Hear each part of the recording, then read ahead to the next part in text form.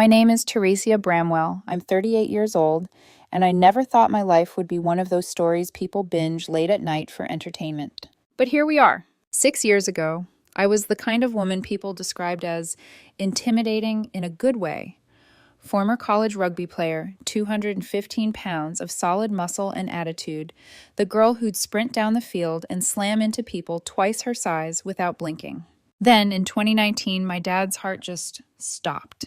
No warning, no long goodbyes. One minute, he was sending me a picture of the ugly birdhouse he'd painted bright orange for the grandkids one day. The next minute, my phone was ringing, and my mom's voice sounded like it belonged to a stranger. The months after that blur into one long gray smear in my memory. I stopped going to the gym, told myself it was temporary, just until the shock wore off. I started drinking a glass of wine at night at 2, take the edge off, then 2, then 3. Comfort food became my love language with myself. Drive-through bags in the passenger seat, late-night pizza, ice cream, straight from the tub. Depression hit like a slow-motion car crash, but I told myself real women pushed through it. Real women didn't break down. Real women kept showing up to work, kept smiling, kept it together. On the outside, I looked functional. On the inside, I was held together with caffeine and denial. 2 years later, I got on a scale for the first time in months and saw 270 blink back at me, 55 pounds heavier than the woman I used to be. My knees hurt going upstairs. My jawline was gone. I could hear my dad's old coaching voice in my head, and I couldn't decide if he'd be worried or disappointed. Through all of this, there was Lucas, my boyfriend. 6 years together, 1 year living in the house I bought before we met. Good job, easy smile. The kind of guy you'd see in someone's Instagram story holding a drink on a rooftop bar. When my dad died, Lucas was perfect, or that's what I thought. I love you no matter what, he'd say when I cried in the shower and thought he couldn't hear. He encouraged me to try therapy. He'd talk about how grief takes time. He'd bring home takeout when I said I was too tired to cook and rub my shoulders while we watched Netflix. I honestly believed I'd won the lottery, that I'd found the man who could love me at my absolute worst. I held on to that belief like it was oxygen. Last Tuesday, it was something stupid that broke everything. I was at home on lunch break, catching up on work emails at the dining table. My phone battery suddenly dropped to 1% and died mid-reply. Charger was in the bedroom, and I didn't feel like getting up. Lucas's iPad was on the counter, still plugged in from the night before, glowing with notifications. We share streaming accounts. He sometimes uses my laptop. I didn't think twice. I grabbed the iPad, opened the browser, and a banner slid down from the top of the screen. Sabrina? Is her beer gut getting bigger, or is it just the camera angle? I froze. It was one of those moments where the world goes absolutely silent, like someone hit mute on reality. My brain tried to tell me I'd misread it, that it was a joke about a coworker, a meme, literally anything but me. Then the preview shifted upward as another message came in. Sabrina, send me a new pic. My hands were suddenly sweating. I tapped the notification before I could talk myself out of it. iMessage opened straight into a thread that felt like staring into a parallel universe. At the top was Lucas's contact info. Below it, years of messages, tiny blue and gray bubbles scrolling back and back and back. I should have closed it. I knew that. I knew I was walking into something I could never unknow. But I kept scrolling. The first time I saw it, I didn't understand. Lucas, a white whale is snoring again. Sabrina, OM, stop, send a pic. Then there I was, asleep on my side, t-shirt riding up, stomach spilling over the waistband of my shorts, mouth open, double chin, the least flattering angle imaginable, not a one-off. There was another, and another, me drooling, me with my hair a mess, me in old underwear, belly soft and visible. They had a nickname for me, an inside joke. White whale. Sabrina replied with a mirror selfie in a sports bra, abs tight, skin glowing. Gym lighting perfect. She added a crying, laughing emoji and, remember when your girlfriends actually looked like this? Lucas. Takes her forever now. I have to do all the work. I felt something inside me crack in a way that was almost audible. I scrolled faster. Comments about my weight, my beer gut, my man shoulders. Him telling her I'd given up. Her asking if he felt suffocated. Jokes about how long it took me to get on top. Little digs. Little humiliations, death by 1,000 texts. And then, buried between emojis and thirst traps, there it was. Lucas, working on leaving after the holidays. Just need to time it right financially. My vision blurred. For a second, I thought I might pass out onto the table. He was planning his exit.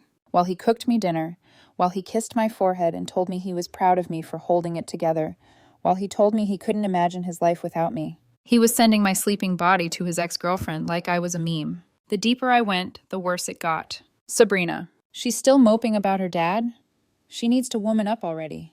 Lucas. I know, it's been years. I'm over the sad girl routine. Sad girl routine. I pushed the iPad away and clamped my hand over my mouth. My whole body went cold, like someone had opened a window inside my chest and let winter in. This man, the one who wiped tears from my face in hospital waiting rooms, the one who lay next to me when I couldn't sleep and told me grief was a process, the one who told my mom he would always protect me. To my face, he was gentle. In his messages, I was a joke. I don't know how long I sat there. Long enough for the sun to move across the floor, long enough for my coffee to go cold, long enough to read years' worth of cruelty disguised as venting. Most people think the next step is obvious. Confront him. Scream. Throw the iPad. Demand answers. That's what every comment section always says, right? I would have gone nuclear. I would have destroyed him. Here's the problem. I already knew exactly how that conversation would go. I could hear his voice in my head, clear as day. You invaded my privacy. It was just jokes, Rizia. Dark humor. You know how I am. You're taking it out of context.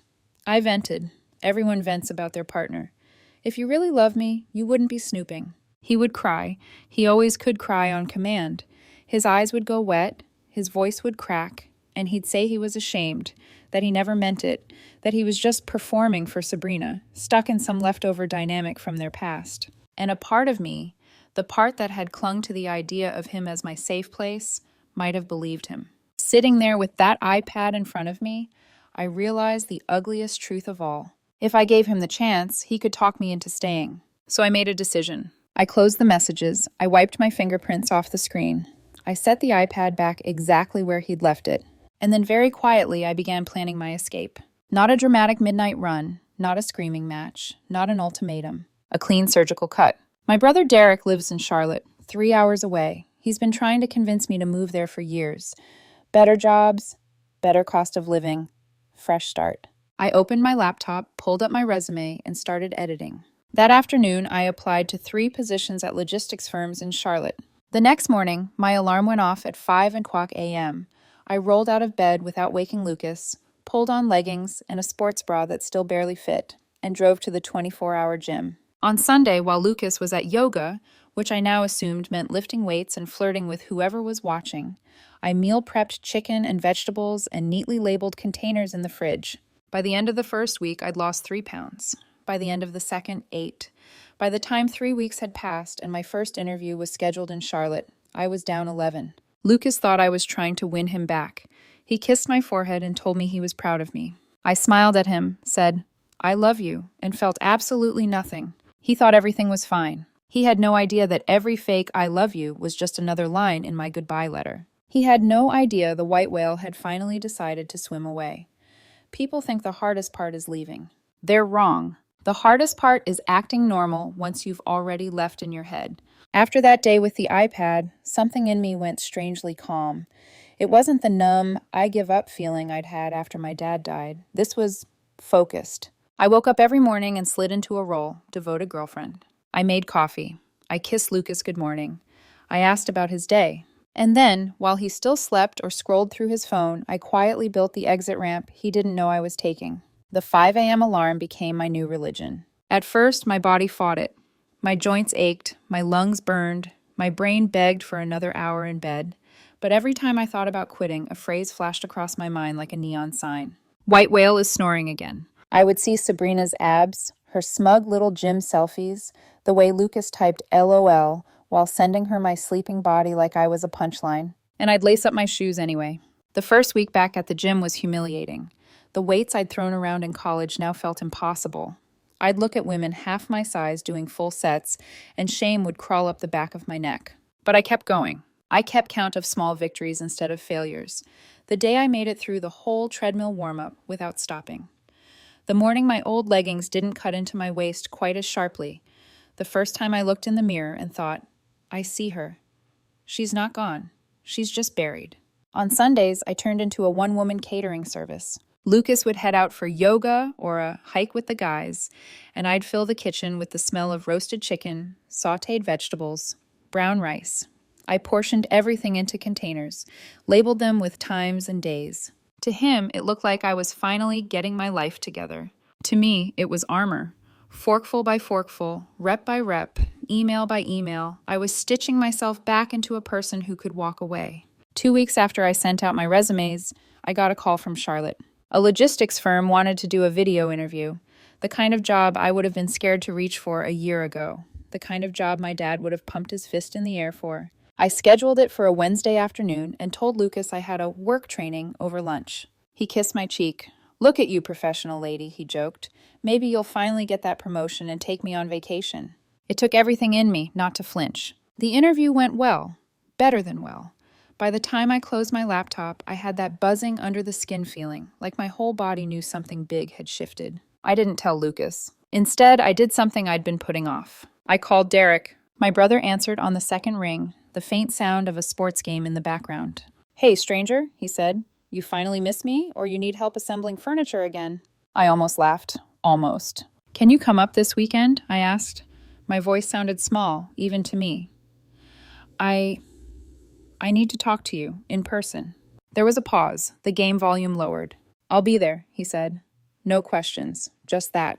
Saturday night, we sat on my back porch with a six-pack between us. The sun bled out behind the trees, and I could feel my heart hammering like it was trying to punch its way out of my chest. "So," Derek said eventually, tilting his head, "what's going on? You don't sound like yourself."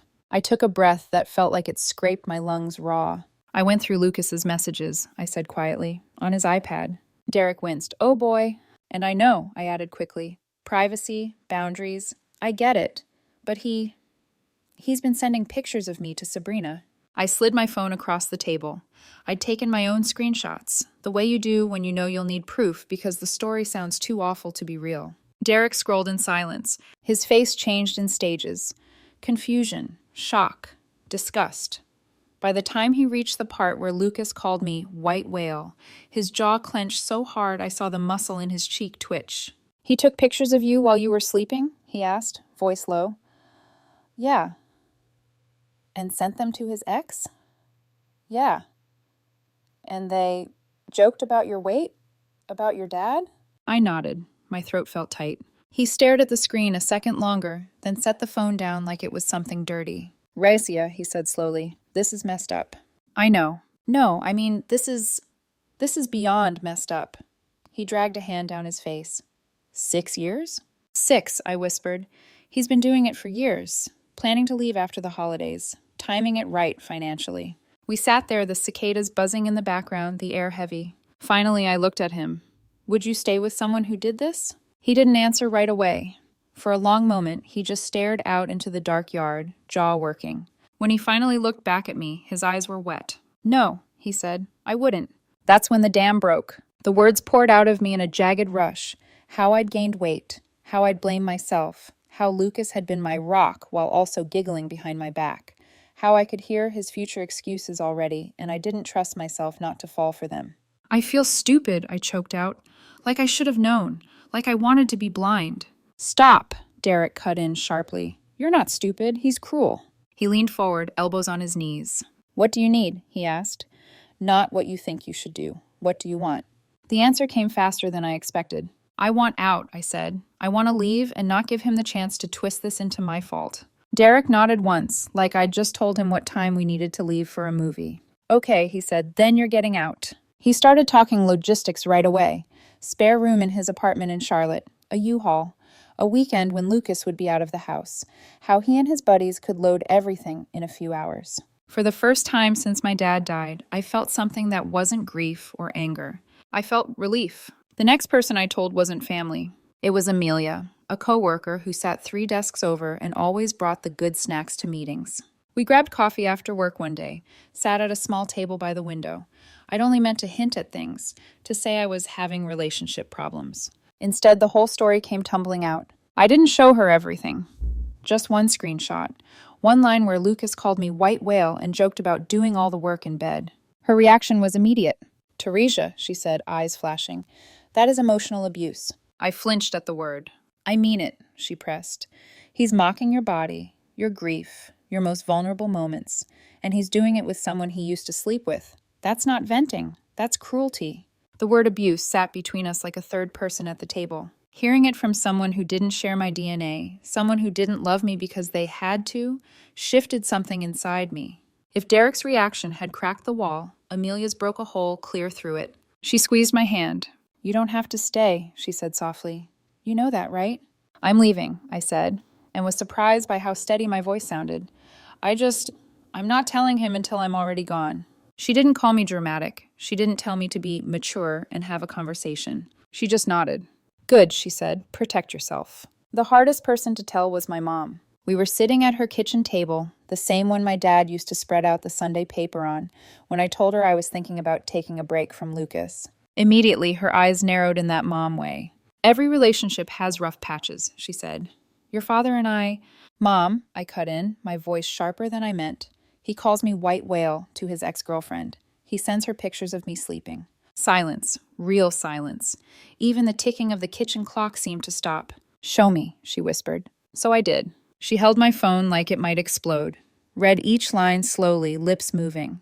When she got to the part about me moping about my dad, something shattered in her expression. Tears slid down her cheeks, quiet and continuous.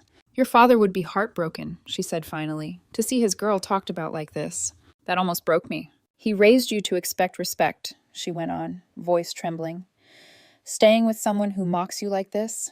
That isn't loyalty, Rizia. That's letting someone stomp on everything he tried to teach you about your worth. I'd braced myself for work it out, for don't throw it all away. Instead, my mother, the woman who believes in making marriages work, looked me in the eye and said, If you leave, you have my full support. I didn't realize how badly I'd needed to hear those words until that moment. 3 days later, this Charlotte company called. I was in the office break room, staring at my reflection in the microwave door when my phone buzzed. The hiring manager's voice was bright. We'd love to offer you the position, she said. Similar pay, relocation assistance, start date in 6 weeks. Are you interested? I caught my own eyes in the dark reflection, tired, but clearer than they'd been in years. Yes, I said, I'm interested. When I hung up, my hands were shaking. 6 weeks. 6 weeks of pretending. 6 weeks of I love you and how was your day? And sure, we can try couples therapy, while I quietly packed up the pieces of my life and labeled them mine. That night, Lucas came home to find me stirring a pot on the stove. He wrapped his arms around me from behind, kissed my neck. You've been different lately, he murmured. In a good way. I feel like we're getting back on track. I smiled over my shoulder at him. Do you? I asked. He nodded, completely oblivious, completely confident in the power he thought he had over me. Yeah, he said, I knew we'd be okay. I leaned back against him, resting my head on his shoulder like I always had, and stared at our reflection in the microwave door. 2 people who looked like a couple in love. One of them already gone. Yeah, I whispered. We're going to be just fine. What I didn't say was, we're going to be fine, because I'm leaving you. Pretending to stay with a man you've already left in your soul. It's like acting in a play where everyone knows their lines except you're the only one aware the show is ending. 6 weeks. That was the countdown. Every morning, I woke up next to Lucas and felt the seconds ticking like a pulse beneath my skin. But on the surface, I played the part of the devoted girlfriend so flawlessly that even I sometimes forgot it was a mask. The transformation. By week 3 of my secret plan, something unexpected happened. My body began remembering itself. The curves I'd buried under grief started reshaping. The heaviness in my limbs lifted. My face, rounded and puffy for years, started sharpening again, my jawline peeking out like a memory. Lucas noticed. One Thursday morning, as I stepped out of the shower, towel wrapped around me, he paused in the doorway and smiled. Damn, babe, you're losing weight. I'm so proud of you. I stared at him. Proud. The same man who texted Sabrina. Her gut is wild now, lol. I forced a smile. Thanks. Inside, I tasted iron. The double life. Every day followed a routine I choreographed perfectly. 5 a.m. Gym. I left the house before Lucas even rolled over. On the way, I'd replay old messages he and Sabrina exchanged until something inside me hardened, and I pushed through every rep like it was a war. 7 a.m. Meal prep breakfast. Lucas would wander in, still groggy, kiss me on the cheek. Smells good, babe. I'd smile and ask about his plans. 10 a.m., 6 p.m. Work. During slow moments, I coordinated with Derek, my lawyer, and the Charlotte job team. My life was dividing into two timelines, Teresia with Lucas and Teresia rebuilding. 800 p.m. Quality time. Dinner. Show. Couch cuddles. Sometimes sex. I did what I needed to keep suspicion low. Lucas didn't have the slightest clue. He thought I'd turned a corner, that he'd motivated me back into shape. He even bragged to his friend one night on speakerphone while I cooked. Yeah, man, she's finally getting herself together again. Proud of her. I almost dropped the spatula. Couples therapy. Lucas suggested it one night after dinner. I just want us to reconnect, he said softly. I feel like you've been a little distant. I almost laughed. Instead, I nodded. Maybe you're right. The therapist, a warm, kind woman with soft gray curls, sat across from us, listening attentively. Lucas put his hand on mine, performing concern so beautifully, I almost wondered if he believed it himself. I just want us back, he said. I'm scared I'm losing her. The therapist turned to me. How do you feel about what Lucas said? I looked down at our joined hands. I'm working on myself, I said. Sometimes you need space to grow. Lucas squeezed my fingers gently, eyes glistening with sincerity he didn't deserve. The therapist smiled, thinking we were making progress. I felt absolutely nothing. Just a calendar countdown behind my ribs. 5 more weeks. The new messages. 2 weeks after getting the job offer, Lucas's behavior changed. He started checking the mirror more often, changing shirts 3 times before going out. He asked if I thought he should grow his beard out, trim it, switch colognes. He got jumpy with his phone. So I checked the iPad again. And there it was. A message from Sabrina.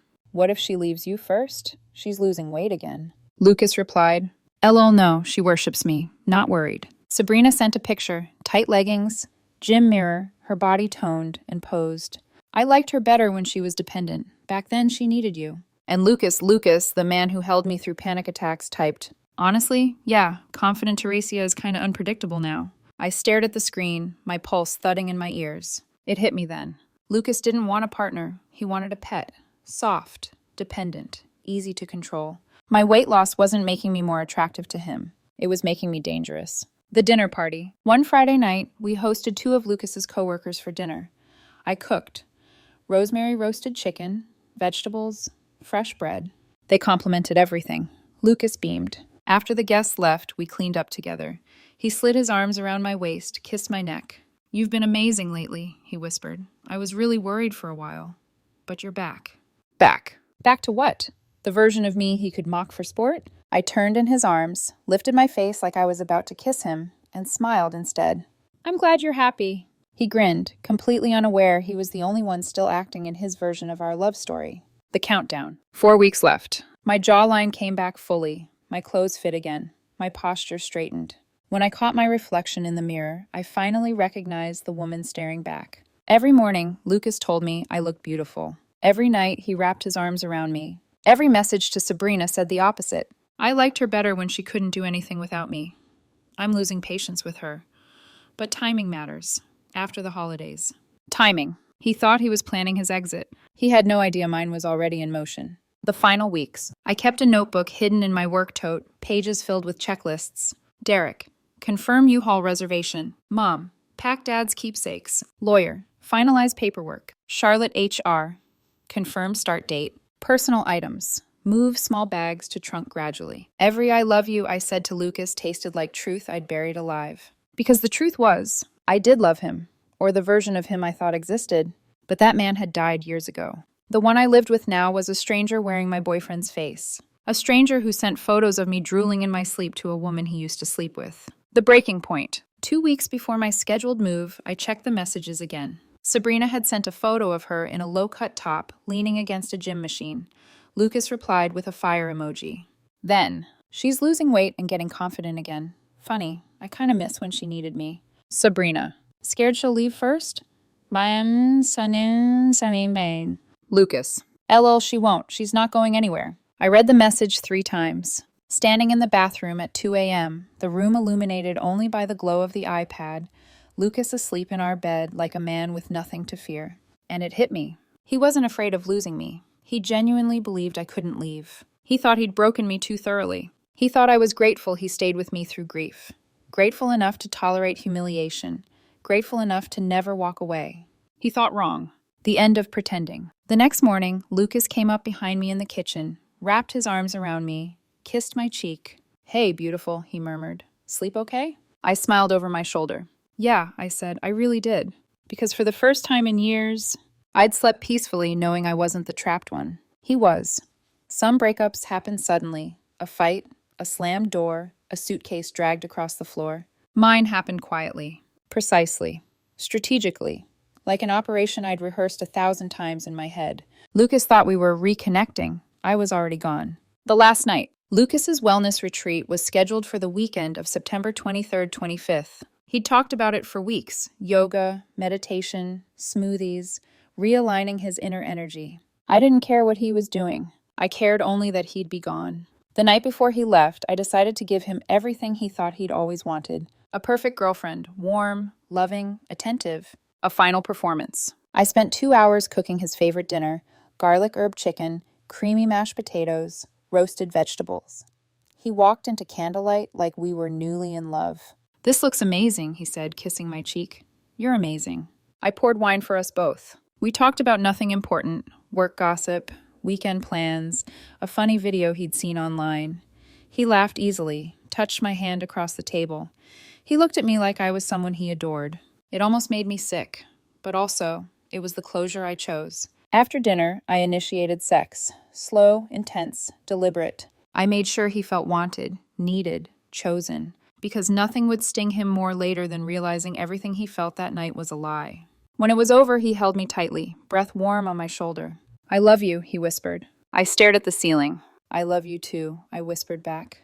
3 words that used to mean everything. Now they meant goodbye. Morning of freedom. Friday morning, Lucas packed a duffel bag, kissed me on the forehead, and said, "Enjoy your bachelorette weekend, babe." I smiled. "I'll miss you." He drove away at 9 o'clock a.m. At 9:01, I called Derek. "He's gone," I said, "and let's do this." Derek didn't ask if I was ready. He just said, "I'll be there in 2 hours." The move. The truck pulled into the driveway just before noon. Derek and 2 of his buddies climbing out, gloves already on, ready to work. "Tell us what's yours," Derek said, "and we'll handle the rest." I'd already created a list. Teresia from 3 weeks ago had planned every detail. Clothes, personal items, sentimental things from Dad, the furniture I bought before Lucas, documents, the safe, photos that belonged to me. I took nothing that was Lucas's, nothing we bought together. I left the house spotless. Floor vacuumed, counters wiped, laundry done, dishwasher emptied. Not for him, but so he couldn't claim damage or theft. It took 4 hours. 4 surreal, dreamlike hours where the life I'd known for 6 years was dismantled, box by box, memory by memory. By 3 p.m., the rooms were echoing. My closet, empty, nightstand, wiped clean, bathroom, no trace of my lotions or hair ties. I stood in the doorway, looking at the faint outline on the carpet where my dresser used to be. That's when it hit me. I'd finally done it. I'd freed myself. The letter. Before leaving, I placed a large manila envelope on the kitchen counter, right where Lucas left his keys every night. On the front, in bold black marker, "Lucas, from your white whale, open me." Inside, printed copies of the screenshots, a statement from my lawyer, a typed note from me, nothing handwritten, nothing personal for him to cling to. My note read, "By the time you read this, I am gone. I know everything.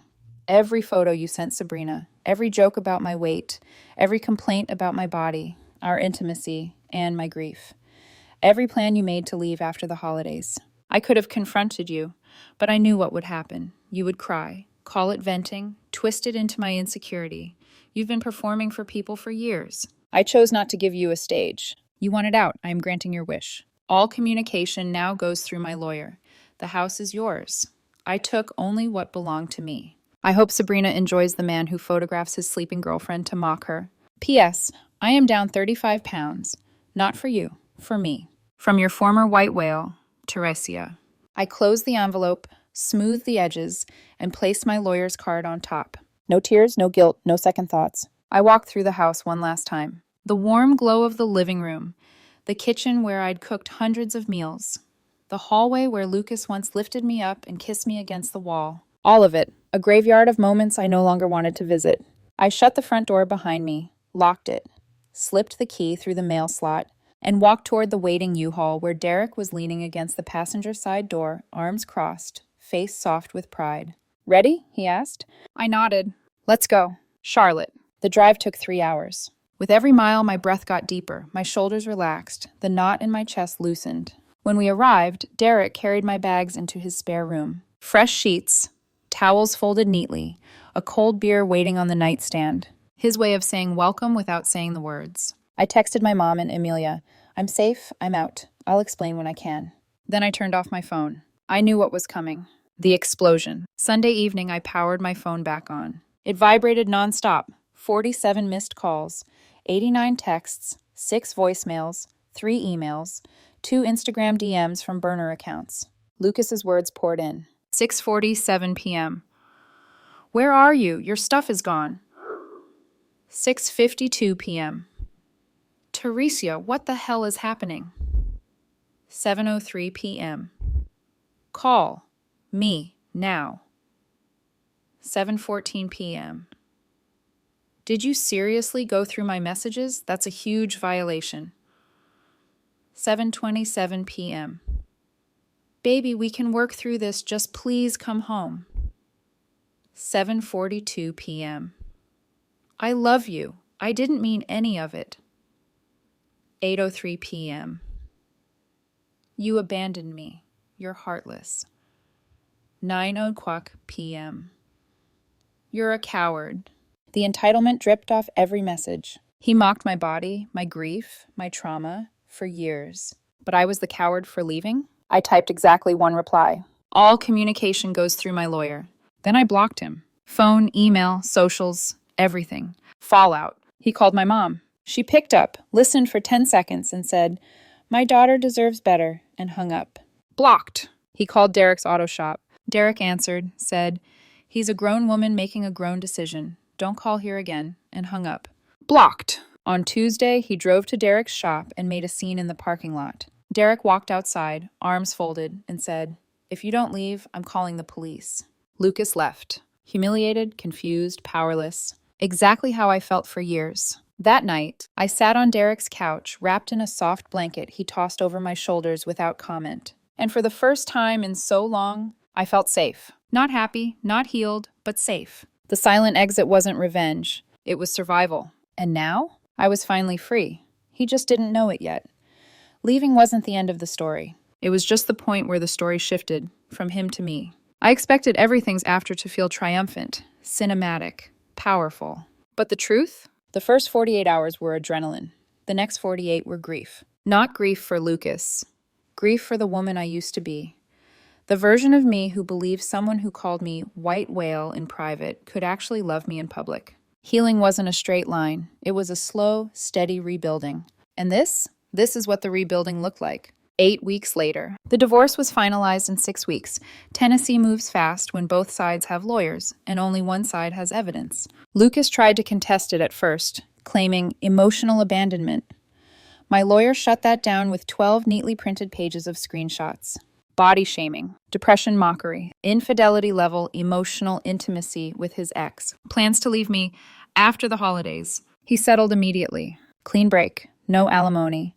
House stays his. Freedom stays mine. Exactly the way I wanted it. The social fallout, mutual friends whispered. Some said she invaded his privacy. Most said he took pictures of her sleeping to send to another woman.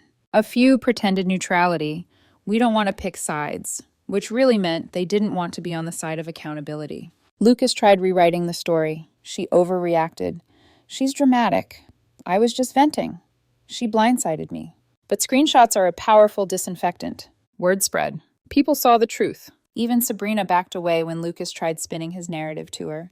From what I heard through mutual friends, she said, "Wait, you were actually planning to leave her for me? I never said that. I'm in a relationship." Turns out her boyfriend had been in the picture for 8 months. Lucas wasn't building a new relationship. He was performing for a woman who had already moved on. He wasn't a mastermind. He was just sad and shallow. Life in Charlotte. My new job started smoothly. The team was warm and structured. Within a month, my manager casually said, "We're looking at promotions for Q1. Keep doing what you're doing." I went home that night, sat on Derek's couch, and cried, not out of sadness, but because I hadn't felt valued anywhere in so long. Living with my brother was unexpectedly healing. We cooked together, worked out together, watched terrible action movies, rebuilt the sibling bond we'd neglected through adulthood. One night, after a long gym session, Derek handed me a protein shake and said, "I'm sorry." "For what?" I asked. "For not seeing it sooner, for not being there earlier. I thought you were just struggling. I didn't know he was tearing you down behind your back." I swallowed hard. Me neither. He nudged my shoulder with his. "Well, you're here now, and you're stronger than you've been in years." I didn't argue. For once, I believed him. The weight loss, and what it really meant. People always ask, "Did you lose weight for revenge?" No. I lost weight because something clicked inside me, a voice that had been silent for years, whispering, "You deserve to feel strong again." I went from 270 kilograms to 218 kilograms in 8 weeks. My goal was 205, not the impossible athlete standard I held in college, but a version of me who could breathe deeply, move freely, and feel at home in her own skin. But here's the truth I learned in therapy. My worth didn't change with the number on the scale. It changed when I stopped measuring myself through Lucas's cruelty. My therapist, a gentleman who specialized in grief and trauma, told me something during our second session that I'll never forget. "You didn't stay because you were weak. You stayed because you believed love required endurance. Now you know love requires respect." That sentence cracked something open. For the first time in years, I stopped blaming myself. The mental health piece. I was officially diagnosed with clinical depression, started medication, joined a women's grief and resilience group. I walked into the group ready to be embarrassed, but instead, I met women who had been through their own versions of hell. One left a 10-year marriage after her husband mocked her acne to coworkers. Another walked away from a fiancé who sent her private photos to his friends. Another escaped a partner who tracked her weight loss like it was a scoreboard. We understood each other without needing long explanations. Healing wasn't linear. Some days I woke up and felt unstoppable. Other days I felt the old grief tug at my ankles. But I kept moving. And slowly peace replaced panic. Dating again. I dipped a toe into dating apps. Not to find love, but to remind myself the world didn't end with Lucas. I went on a few dates. Nice men. Kind men. Men who didn't flinch at vulnerability or weaponize insecurity. Nothing serious. I didn't want serious yet. Instead, I developed new red flags. Anyone who constantly mocked their ex. Anyone who needed attention like oxygen. Anyone whose affection felt like performance. Anyone who saw vulnerability as weakness. Anyone who spoke in sarcasm more than kindness. My standards didn't just rise, they transformed. The white whale returns. The nickname that once broke me? I took it back. Derek and the guys at the gym started calling me White Whale, half as a joke, half as solidarity.